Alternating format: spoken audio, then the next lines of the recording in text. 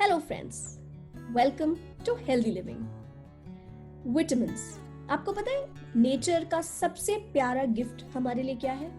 Vitamins to help in our mental and physical development. Welcome welcome again to the discussion. Sir, आप तो अच्छी तरह से जानते हैं कि विटामिन्स का क्या रोल रहा है हमारे लाइफ में, हमारे डेवलपमेंट में। सर, आपसे सबसे पहले पूछना चाहूंगी, कितने तरह के विटामिन्स होते हैं जो सबसे क्रूशियल होते हैं हमारे बॉडी के लिए? देखिए, विटामिन्स तो जहाँ तक मुझे भी याद है कि जब मैंने पढ़ाई शुरू की थी, बचपन से लोगों को पढ़ाया जाता है, विटामिन्स खाना चाहिए, विटामिन्स लेना चाहिए। बट सही बात कि क्या खाना चाहिए? विटामिन्स तो कोई विटामिन्स के रूप में प्रोडक्ट आता नहीं, इसकी जानकारी लोगों को देनी चाहिए। क्यों?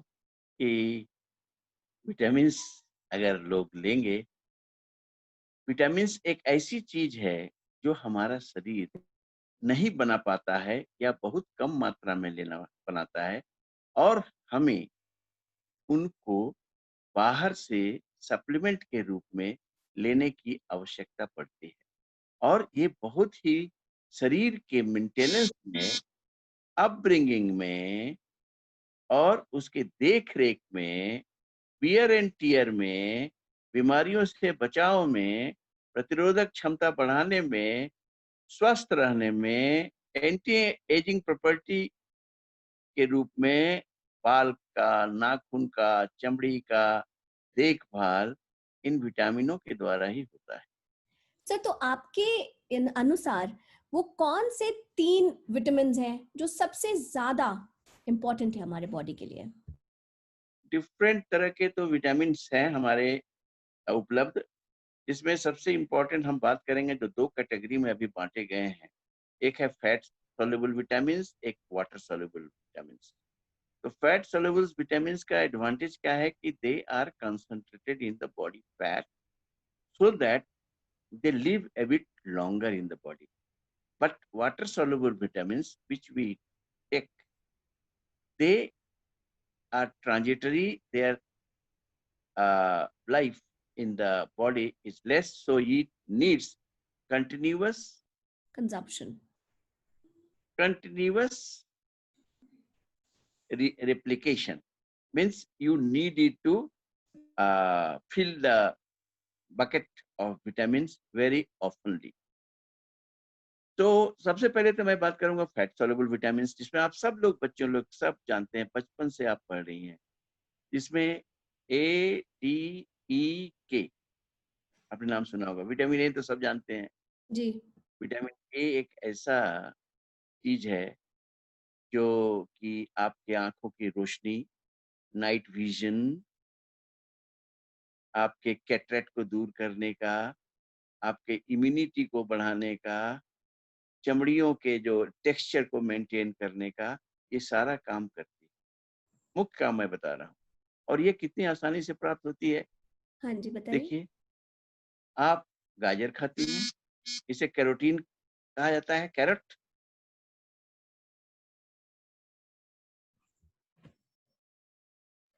हम लोग फैट सोल्यूबल विटामिन्स के बारे में बात कर रहे हैं। जैसे पहले विटामिन ए हमने बात किया, जिसके बारे में सोर्स आपको बताया, कैरोटीन यानी गाजर। गाजर बहुत ज़रूरी एक हमारा वेजिटेबल है, जिसे हमें अपने रोज़ाना खाने के अपने प्लेट पर ज़रूर इस्तेमाल करना चाहिए। और ज़्यादातर ऐसा हो कि वो धो-धा करके कच्चा ही हो, ज़्यादा बढ़िया है, because it contains a lot of carotene, vitamin A and not spoiled because it has not been cooked. तो इससे आपको हमने बता दिया कि आपको इसमें आँख की रोशनी, नाइट विज़न और कैटरेक्ट को दूर करना, साथ-साथ आपके इम्यूनिटी को बढ़ाना, आपकी चमड़ी का टेक्सचर को ठीक करना, बहुत सारे इसके काम हैं। और विटामिन ए एक बहुत ज़रूरी एक सब्स्टिट्यूट है जो हमें बराबर लेना चाहिए। अब विटामिन डी, विटामिन डी तो आप लोग सुन रही होंगी, आजकल जान रही होंगी कि इसका कितना बड़ा रोल है। विटामिन डी एक सिर्फ़ विटामिन ही नहीं है, इसे एक प्रो हार्मोन करना चाहिए, क्योंकि ये बहुत सारे काम में आजकल आता है। और सबसे बड़ा बात है कि ईश्वर ने इसका नेचुरल सोर्स आपके शरीर में दिया हुआ है।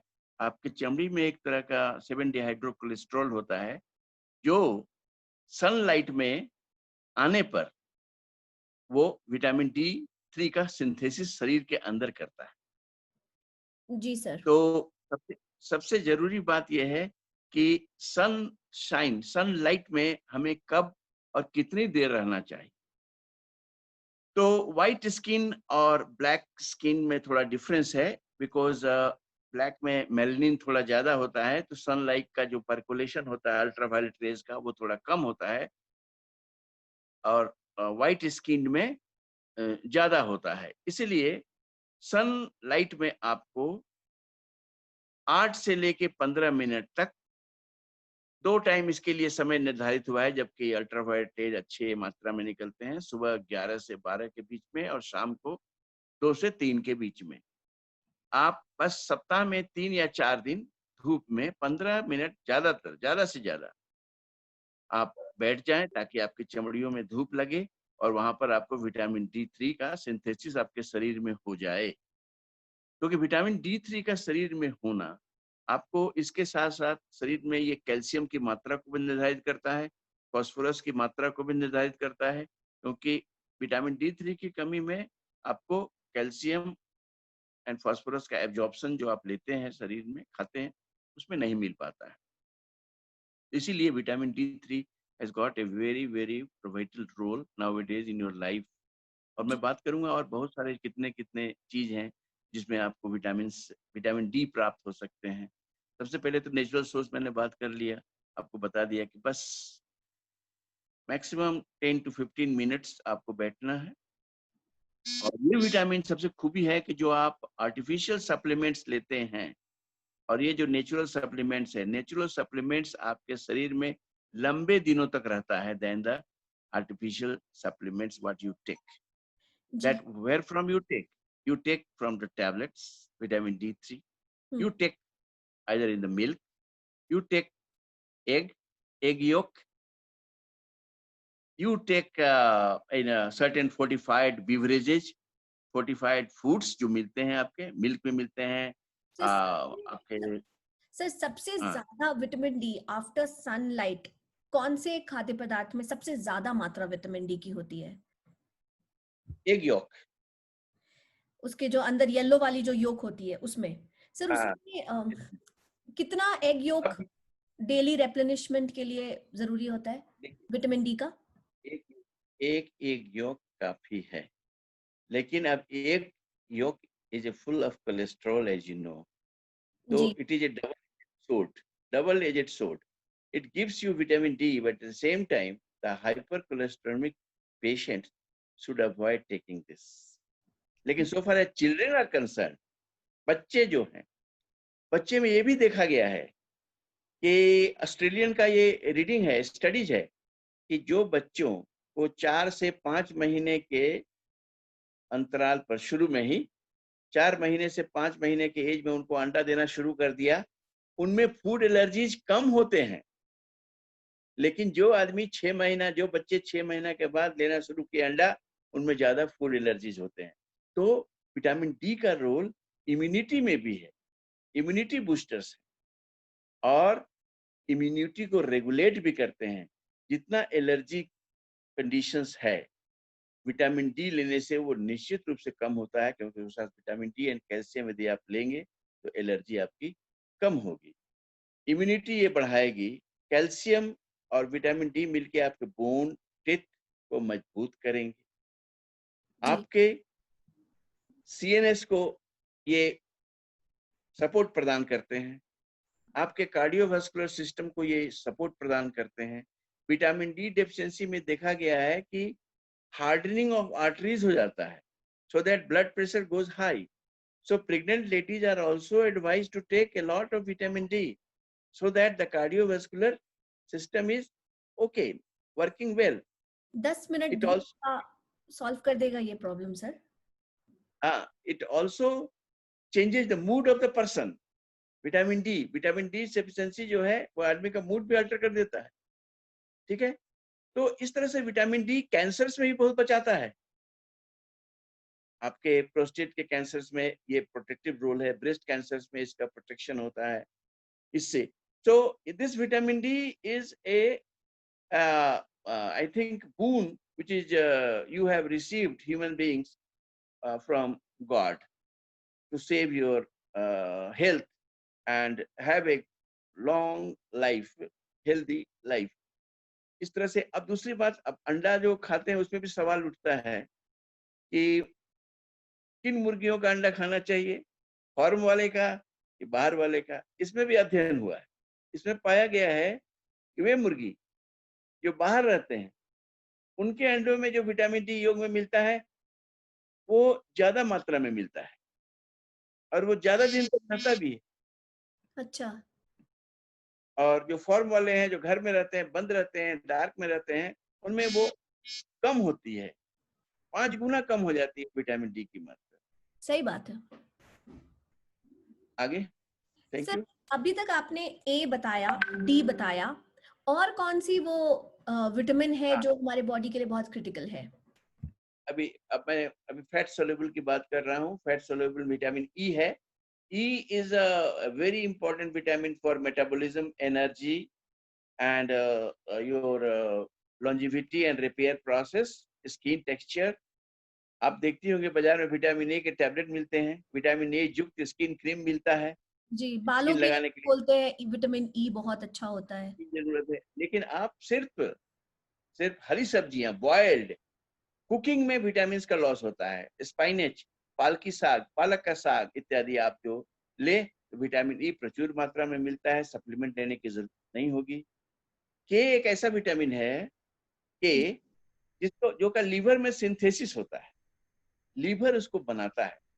उसका जो है सो जो primary things we supply in the food and they are also available in certain plants जो कि लीवर को मिलता है और लीवर उसको सब बनाता है।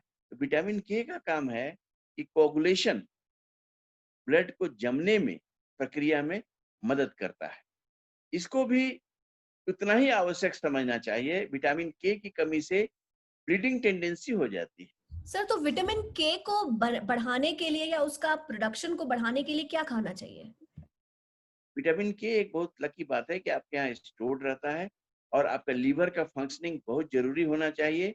हरी सब्जियां खाइए, उसमें विटामिन डी के प्रिकर्सर्स मिलते हैं और लीवर उसको प्रोसेस करके पूरा विटामिन के बनाता है और जिससे कि वो आपके शरीर में उपलब्ध रहता है। जी सर। सर तो ये हो गए हमारे फैट सॉल्युबल विटामिन्स। सर अब नॉन नॉन सॉल्युबल विटामिन्स के बारे में नहीं, बताइए। नॉट सॉल्युबल नहीं, उसको बोलते हैं हम लोग वाटर सॉल्युबल विटामिन। वाटर इसमें सॉल्युबल। बी कॉम्प्लेक्स ग्रुप के विटामिन आते हैं। बी कॉम्प्लेक्स में आप लोग सब लोग जानते हैं कि कुछ मात्रा में बी कॉम्प्लेक्स हमारे शरीर इंटेस्टीन में बनता है। इंटेस्टीन में बनता है because the good bacteria what is present in our intestine they synthesise B complex. But इसके लिए गट का होना बहुत ही जरूरी है, ठीक होना, गट का ठीक और दुरुस्त होना। क्योंकि जब हम एंटीबायोटिक्स वगैरह खाते हैं उसके साथ साथ आपने देखा होगा प्रोबायोटिक, प्रीबायोटिक जी जी। और आप बी कॉम्प्लेक्स लेते हैं। क्यों? Because the bacteria in the gut they are replaced by the good bacteria are also killed by the antibiotics. जी तो गुड बैक्टीरिया जब किल हो गया तो हमारे यहाँ सिंथेसिस खत्म हो गया और जी। हमको बी कॉम्प्लेक्स के विटामिन की बहुत जरूरत है। आप खुद जानती हैं B1, B6, B12, folic acid, जितने ये सब विटामिन हैं, पायरिडॉक्सिन, समझे ना, ये सारे बी कॉम्प्लेक्स के विटामिन हैं जो हरी सब्जियों में, दूध में, अंडों में और फल में प्रचुर मात्रा में पाया जाता है। इसे हम सिर्फ अपने खान पान में दूध का, अंडा का, हरी सब्जियों का और फलों का यदि अपने में लाते हैं, फल में जैसे आप अमरूद, आप केला, आप और नारंगी, आप मौसमी, ये सब का अपना उपयोग यदि रखें तो इन विटामिनों की, विटामिन बी कॉम्प्लेक्स ग्रुप की कमी नहीं होगी और आपको अंदर से भी शरीर में भी वो बन जाएगा। इसमें विटामिन B12 एक ऐसा विटामिन है जी जो कि प्लांट सोर्सेज में बहुत कम मिलता है। इसलिए जनरली आप देखते होंगे कि जो वेजिटेरियंस हैं उनमें विटामिन B12 की कमी हो जाती है। लेकिन एक बहुत अच्छी बात है कि हमारे जो शरीर में करीब 7-8 साल का स्टॉक विटामिन B12 का रहता है, और 7-8 साल यदि आप वेजिटेरियन बने हुए हो गए हैं, तब आपकी मात्राएं थोड़ी घटेगी। उसके लिए हम लोग उनको सलाह देते हैं कि आप इंजेक्शन बाहर से B12 का या टैबलेट आप ले लिया करें, जिससे कि नस की कमजोरी नहीं हो। और क्योंकि इसका काम खून बनाने में, आरबीसी का बनाने में विटामिन B12 का बहुत ही योगदान है। डीएनए के सिंथेसिस में बहुत बड़ा योगदान है, न्यूक्लियस को बनाने में बहुत बड़ा योगदान है। इसीलिए एनीमिया के साथ साथ आपको एक तरह का न्यूरोलॉजिकल सिम्टम्स भी B12 की कमी से होता है। इसीलिए आपको B12 के लिए बहुत सावधान रहना है। यदि आप वेजिटेरियन हैं तो आपको समय समय पर B12 के इन्वेस्टिगेशन कराएं और अपना इंजेक्शन ले लें अथवा ओरल ले लें, ताकि नहीं। साथ साथ फोलिक एसिड भी वही है। इन फोलिक एसिड का सबसे अच्छी बात है कि ये प्लांट्स में मिलता है, और प्लांट्स में अगर अनकुक्ड प्लांट हो या नॉट हाईली कुक्ड हो तो काफ़ी अच्छा मात्रा में रहता है। इसका रिक्वायरमेंट्स भी बहुत कम है। और आपको लेकिन फोलिक एसिड खून बनाने के लिए, लाल रक्त कण को मैच्योर करने के लिए, डीएनए बनाने के लिए ये बहुत ही आवश्यक है। जो कि आप हरी सब्जियों का यदि अपने खाने में प्रयोग करते हैं तो most of the vitamin, fruits का करते हैं तो most of the vitamin, milk, most of the vitamins, cheese, you can get calcium, you can get vitamin D3। सो इन सब का, ये सब जो इसी को बैलेंस डाइट कहते हैं। आप इन सब चीज़ों का अपने खान पान में इस्तेमाल करेंगे तो कभी कोई कमी नहीं आएगी। आपकी इम्यूनिटी भी बूस्ट रहेगी और आपका स्वस्थ शरीर दीर्घायु बनेगा। आपका एजिंग प्रोसेस डिलेड हो जाएगा। आपके बाल कम काले होंगे, सफ़ेद रहेंगे, सफ़ेद बनेंगे और उड़ेंगे भी कम, और आप अपने आप को स्वस्थ और स्फूर्त महसूस करेंगे। Thank you so much, sir, for giving us this vast amount of information, sir. जैसा कि मैंने कहा था कि इस जानकारी के बाद हम सब ये रियलाइज कर सकते हैं कि बस 10 मिनट सुबह में धूप के सामने खड़े होके एक गाजर खाते हुए हम 2 विटामिन का कंजम्पशन अपना कर सकते हैं। क्या ये इतना मुश्किल है हमें लिए करना? बिल्कुल नहीं। तो जानकारी एक चीज है, उसका पालन करना दूसरी चीज है। Let's all vow to take advantage of the gifts that nature has given to us. सब्जियां खाएं, उन्हें बहुत ज्यादा ना पकाएं, ताकि उनकी जो नेचुरल न्यूट्रिएंट्स है, विटामिन है, वो इंटैक्ट रहे। इस तरह से हम आपके लिए और भी बहुत सारे इंपॉर्टेंट और यूजफुल जानकारी लाएंगे हेल्थ को लेकर। Thank you so much for tuning in. Thank you doctor R के श्रीवास्तवा